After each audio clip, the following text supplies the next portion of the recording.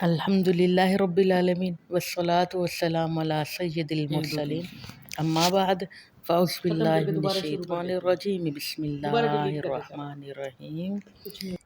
فرمان آخری نبی صلی اللہ علیہ وآلہ وسلم، جس نے مجھ پر 100 مرتبہ درود پاک پڑھا، مرنے سے پہلے اللہ رب العزت دنیا ہی میں اس کی دونوں آنکھوں کے درمیان لکھ دیتا ہے، یہ بندہ دوزخ و نفاق کی آگ سے بری ہے۔ صلو علی الحبیب صلی اللہ علی محمد وعلی آلہ وصحبہ وبارک وسلم۔ جی، آسان حج، غریبوں کا حج، آج اس کا 5واں حصہ۔ ابو ہریرہ رضی اللہ تعالیٰ عنہ روایت کرتے ہیں، میں نے نبی پاک صلی اللہ علیہ وآلہ وسلم سے سنا، آپ نے فرمایا، جس نے میری امتی کی مشکل آسان کر دی، اسے 2 حج اور 2 عمروں کا ثواب ہے۔ جی، کیسے مشکل آسان کرنی؟ اسی کے پیسوں سے کوئی دوائی لا کر دے دو، اسی کے پیسوں، اس سے جا کر کوئی میٹھا بول دو، اس کی دل جوئی والی کوئی بات کر دو، اس کے لیے کوئی پریشانی دور کر دو۔ عبداللہ بن مبارک فرماتے ہیں کہ میں نفلی حج کے لیے جا رہا تھا کہ 300 دینار میرے پاس سے میں کوفے تک پہنچ گیا، سامان خریدنا تھا، احرام وغیرہ خریدنا تھا، میرے ساتھ دوست بھی تھے، قافلہ تھا ہم،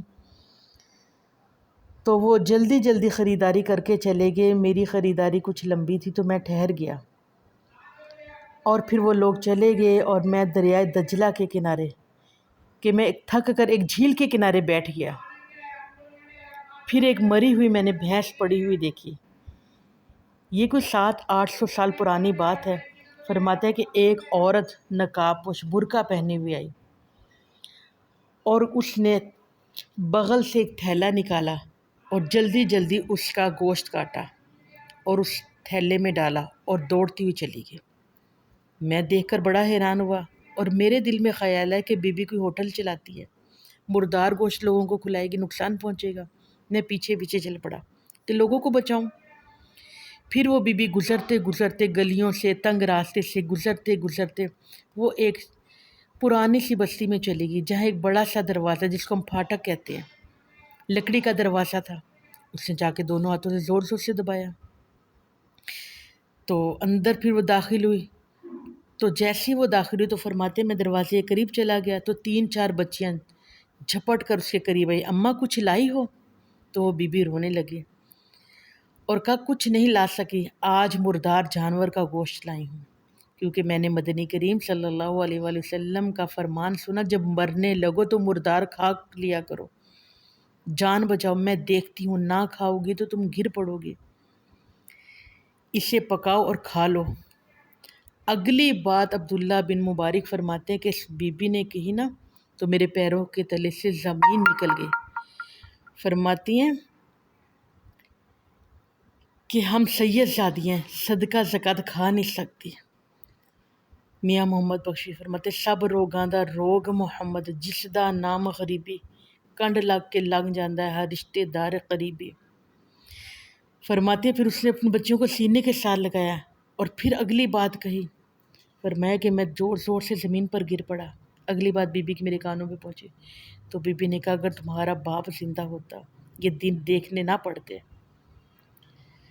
یتیم بھی ہیں ہم، تم مسکین بھی ہو اور سید زادی بھی ہو۔ فرمایا کہ میں نے پھر زور زور سے دروازہ بجایا کیونکہ مجھ سے نہیں رہا گیا۔ پھر اندر سے آواز ہی کون؟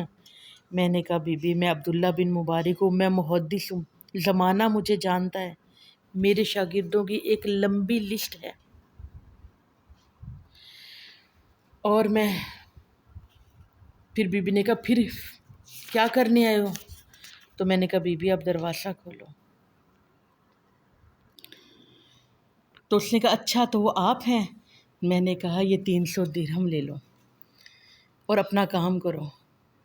تو اس نے کہا جاؤ جاؤ ہمیں اپنا کام کرنے دو۔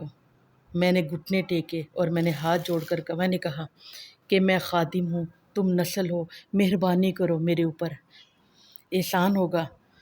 تو میں نے قدموں میں رکھے اور میں واپس پلٹ آیا، اور اب جب میں آ کر سویا تو صبح دوستوں نے کہا کہ آؤ چلتے ہیں، تو میں نے کہا میں نے نہیں جانا۔ تو انہوں نے کیا کہا؟ تو انہوں نے کہا تانے دینے شروع کر دیے، کہا کوئی نیا کام شروع کر لیا، کوئی پلاٹ خرید لیا، کوئی نیا کوئی منافع والا کاروبار مل گیا۔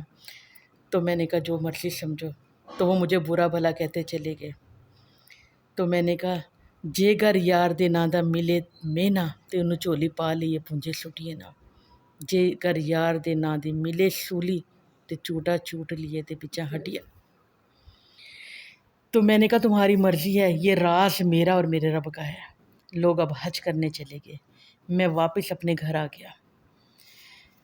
اور پھر اب میری بہنوں آپ نے بہت غور جاگ کر سننا ہے، کیونکہ میرے نبی پاک صلی اللہ علیہ وآلہ وسلم کا فرمان ہے، جس نے میری امتی کی پریشانی دور کر دی، اللہ رب العزت مقبول حج کا ثواب عطا فرمائے گا۔ اب میں روتا رہا، اب لوگ حج پہ چلے گئے۔ اب میں پریشان تھا کہ آج لوگ مکے جائیں گے، آج لوگ حج کریں گے، آج لوگ عرفات میں ہوں گے، آج لوگ مینا میں ہوں گے، آج لوگ مزدلفہ میں ہوں گے، آج لوگ طواف زیارت کر رہے ہوں گے، آج لوگ نبی پاک صلی اللہ علیہ وسلم کے روضے پر ہوں گے۔ تو میں یہی سوچتا رہا۔ اب حج کے قافلے آنے شروع ہو گئے، ان میں 2-3 مہینے لگتے تھے۔ تو اب رات مجھے پتہ چلا کہ میرے قریب ایک قافلہ آیا، دوست آ گئے۔ میں صبح ایک دوست سے ملنے گیا، میں جا کے دروازے پہ دستخط دی، میں نے کہا مبارک ہو۔ تو وہ غصے سے بولا چل یار چھوڑ، تو اتنا بڑا آدمی ہو کر غلط بات کرتا ہے۔ میں حیران ہو کر میں نے پوچھا کیا ہوا؟ تو کہتا ہے کہ ہم مینا میں تمہیں آوازیں دیتے رہے تو سنتا ہی نہیں تھا۔ میں نے کہا یار میں تو یہیں تھا، میں تو گیا ہی نہیں۔ تو اس نے کہا یار تو حاجی ہو کر جھوٹ بولتا ہے، اور تو اکیلا سچا ہے، باقی سب جھوٹ کہہ رہے ہیں۔ تو جب اس نے زیادہ باتیں کی تو میں آنکھوں میں آنسو لے کر واپس اپنے گھر پلٹ آیا۔ پھر 2 دن کے بعد پھر ایک دوست سے ملنے گیا، مبارکباد دی، تو اس نے بھی کہا چل یار چھوڑ، وہاں تو بات ہی نہیں سنتا تھا، بڑا آدمی ہو کر تو جھوٹ بولتا ہے۔ میں نے کہا نہیں یار میں یہیں تھا، میں اپنے علاقے میں پھرتا رہا۔ اور پھر اس نے کہا کہ نہیں، اگر بندے کے پاس پیسے آ جائیں، اچھا لباس پہن لے، یاروں کو تو نہیں نہ چھوڑا جاتا۔ میں نے کہا نہیں یار، جب اس نے بھی بات نہیں سنی پھر میں گھر آ گیا۔ اب میں روتا رہا کہ میں کس طرح سمجھاؤں، جس دوست سے بات کرتا وہ مجھے اسی طریقے سے میرے سامنے پیش آتے۔ سمجھ تو آ رہی نا میری بہنوں کو، غور بہت کرنا ہے۔ اب آخری کوئی 10-15 دن کے بعد آخری قافلے 8-10 قافلے رات کو آ گئے۔